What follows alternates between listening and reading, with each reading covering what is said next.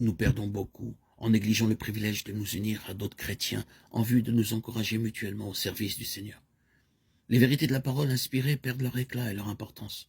Nos cœurs ne sont plus éclairés et vivifiés par l'influence sanctifiante, et nous déclinons spirituellement. Dans nos rapports entre chrétiens, nous perdons beaucoup par le manque de sympathie les uns envers les autres. Celui qui se renferme en lui-même n'occupe pas la place que le Seigneur lui avait assignée. Le fait de cultiver notre faculté de vivre en société nous porte à sympathiser avec autrui et continue à notre développement en vue du service de Dieu. Si les chrétiens voulaient se réunir pour se parler mutuellement de l'amour de Dieu et des précieuses vérités de la rédemption, ils trouveraient force et rafraîchissement. Chaque jour, il nous est possible d'avoir une connaissance plus profonde de notre Père céleste. Nous pourrons faire journalement de nouvelles expériences de sa grâce. Celles-ci feront naître en nous le besoin irrésistible de parler de son amour. Et ces récits même réchaufferont et stimuleront nos cœurs. Si nous pensions davantage à Jésus et si nous parlions plus souvent de lui et moins de nous-mêmes, nous jouirions beaucoup plus de sa présence. Consentons à tout remettre entre les mains de notre Seigneur, qui pour nous ont été cloués à la croix. Réunissons-nous autour de la croix, que Jésus-Christ et Jésus-Christ crucifié soient l'objet de notre contemplation, de notre amour, de notre adoration, de nos louanges. Gardons le souvenir de toutes ces grâces que nous recevons de la part du Seigneur.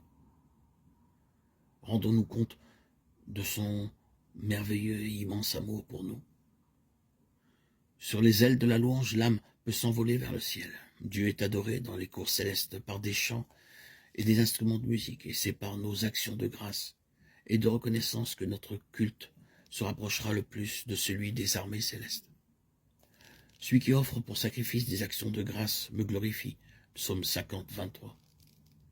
Venons donc en présence du Seigneur, avec respect, mais aussi avec joie pour lui apporter des actions de grâce et le chant des cantiques. Ésaïe 51, 3. Placez constamment devant Dieu vos besoins, vos joies, vos tristesses, vos louanges. Priez-le, adorez-le. Vous ne le fatiguerez pas. Celui qui compte les cheveux de votre tête n'est pas indifférent aux besoins de ses enfants. Le Seigneur est plein de miséricorde et de compassion. Jacques 5, 11. Son cœur est touché par nos prières, nos louanges. Apportez-lui tous vos sujets de préoccupation. Rien n'est trop lourd pour celui qui soutient les mondes et dirige l'univers. Rien de ce qui touche à notre paix ne lui est indifférent. Il n'est pas dans notre vie chrétienne de chapitre trop sombre pour qu'il en prenne connaissance, ni de problèmes si troublants qu'il n'en trouve la solution.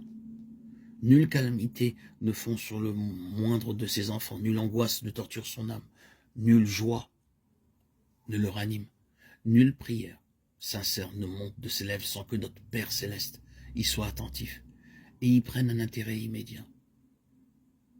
Il guérit ceux qui ont le cœur brisé et il pense leurs blessures. Psaume 147, 3. Les rapports entre chaque âme et Dieu sont aussi intimes que s'il n'y avait que cette seule âme pour laquelle il ait donné son Fils bien-aimé. Il faut poursuivre nos louanges à l'Éternel, le louer pour sa bonté, pour ses merveilles,